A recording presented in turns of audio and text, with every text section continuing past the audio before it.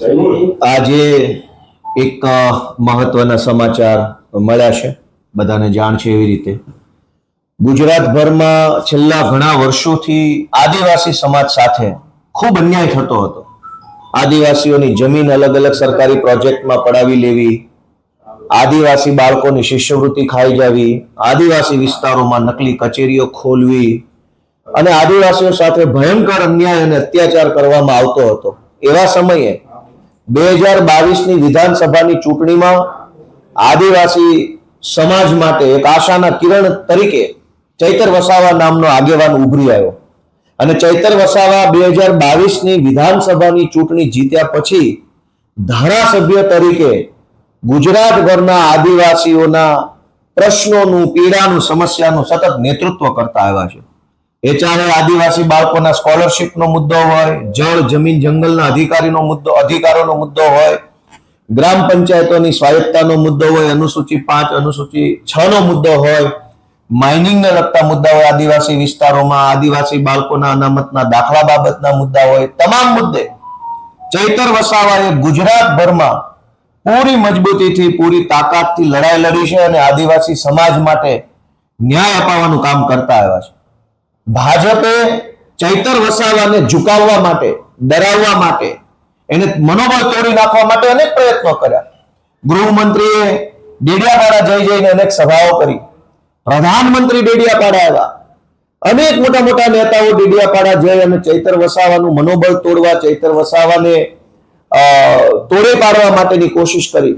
પણ ચૈતરભાઈ વસાવા બિરસા મુંડાના વારસદાર છે, વંશજ છે, કે ભાજપ સામે ઝૂક્યા નહીં અને એટલે ભાજપે સરકારી મશીનરીનો ખોટો ઉપયોગ કર્યો. એક સરકારી ખોટો ફરિયાદી ઉભો કર્યો, સરકારી પંચ, સરકારી વકીલ, સરકારી પોલીસ અને બધા સરકારી માણસોએ ભેગા મળી 2 વર્ષ પહેલા ચૈતર વસાવાની સામે ખોટું પ્રપંચ ઉભું કર્યું. ચૈતરભાઈને જેલમાં રાખવામાં આવ્યા અને જેલની અંદર પણ ભાજપ તરફથી એને એવું સામદામ કરવામાં આવ્યું કે ભાઈ તમે પક્ષ પલટો કરી લો તો તકલીફ નહીં પડે. પણ ચૈતર વસાવા ફાઇટર છે, એ આદિવાસી સમાજ માટે, ગુજરાતના લોકો માટે લડવા વાળો માણસ છે, ઝૂકવા વાળો નથી. ભાજપે જ્યારે એમને જેલમાં નાખ્યા તો આદિવાસી સમાજે ચૈતર વસાવા પાસે આશા રાખી, ચૈતર વસાવાને જિલ્લા પંચાયત જીતાડી આપી. આદિવાસી સમાજે આદિવાસી વિસ્તારની અનેક તાલુકા પંચાયતો, જિલ્લા પંચાયતો, આ નર્મદાની જિલ્લા પંચાયત બનાવી દીધી. શું કામ? કે આદિવાસી સમાજે જોયું કે ચૈતર વસાવાને દબાવવાની કોશિશ થાય છે. વર્ષો પછી એક મરદ માણસ સમાજ માટે બોલવા લાગ્યો છે, એને ભાજપ દબાવે છે. એ વાત આદિવાસી સમાજે જોઈ, જાણી અને ચૈતર વસાવાને ધારાસભ્ય હતા, સાથે સાથે જિલ્લા પંચાયત પણ આપી. ભાજપના પેટમાં તેલ રેડાયું અને અચાનક જ સજા થઈ ગઈ. સરકારી પંચ, સરકારી પોલીસ, સરકારી વકીલ, ફરિયાદી સરકારી, સાક્ષી સરકારી, બધું જ સરકારી. કેમ આવું? ગુજરાતમાં હજારો ભાજપના માણસોએ ન કરવાના તમામ ધંધાઓ કર્યા છે. એને તો પોલીસ સ્ટેશનના લોકઅપમાં 1 કલાક બેસાડવામાં નથી આવતા.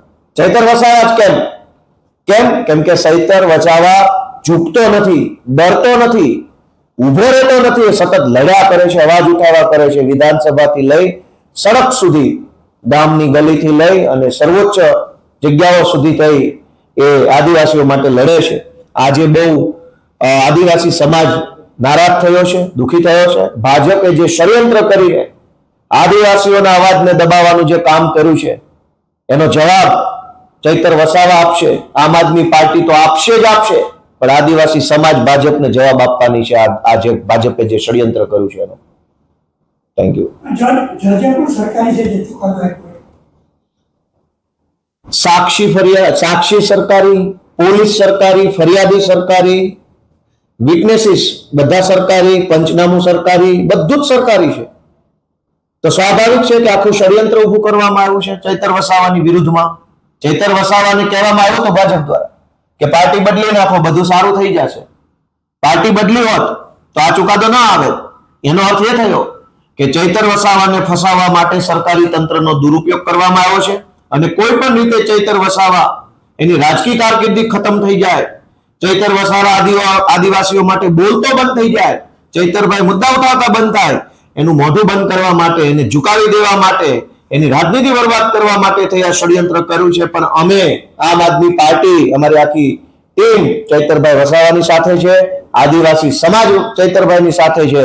ભાજપ સામે અમે ઝૂકવાના નથી ક્યારેય. ગોપાલભાઈ, આપ વકીલ એડવોકેટ છો, ખાસ જ્યારે 7 વર્ષની સજા પડી છે તો ધારાસભ્ય પદ પણ એમનું જોખમમાં છે. હવે પછી કાનૂની રસ્તો પાર્ટી કઈ રીતે અપનાવવાના છે? હાઈકોર્ટમાં, સુપ્રીમમાં કઈ રીતે? અમારા સુપ્રીમ કોર્ટની એડવોકેટ્સની ટીમ અત્યારે સક્રિય છે દિલ્હીથી.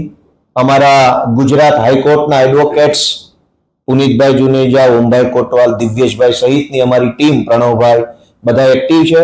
હું પોતે પણ આમાં એક્ટિવ છું. જે કંઈ પણ કાયદાકીય રસ્તાઓ અમારી પાસે છે એ રસ્તાઓના માધ્યમથી અમે ઉપરની અદાલત, એના ઉપરની જ્યાં જવું પડશે ત્યાં જઈશું અને ન્યાયતંત્ર પાસેથી થોડા ઘણા ન્યાયની અપેક્ષા રાખીશું. પણ આખો ઘટનાક્રમ છે એ ભાજપ પ્રેરિત ઘટનાક્રમ છે.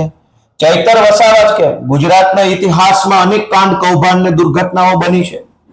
હજારો ઘટના બની છે, કોઈને સજા નહીં. સજા માત્ર ચૈતર વસાવાને. આ સજા શેની છે? આદિવાસીઓ માટે, ગુજરાત માટે બોલવાની સજા થઈ ચૈતર વસાવાને, અવાજ ઉઠાવવાની સજા થઈ, ભાજપ સામે નહીં ઝૂકવાની સજા થઈ છે, સરેન્ડર નહીં થવાની સજા થઈ. પણ અમે લડી લઈશું. આવું તો ઘણા બધા નબળા સમયને, નબળા સંજોગોને અમે જોયા છે. આમાંથી પણ બહાર આવશે ચૈતરભાઈ. અમે બધા ભેગા મળીને લડીશું અને ચૈતરભાઈ ગુજરાતનો હીરો છે, એ હંમેશા આગળ વધતા રહેશે. એવું માનવું એ આપણી ફરજ છે.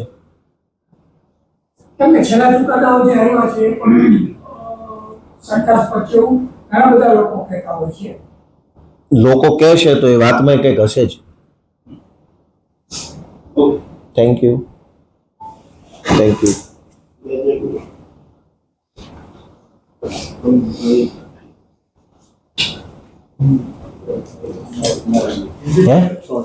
हिंदी केवल हाँ ना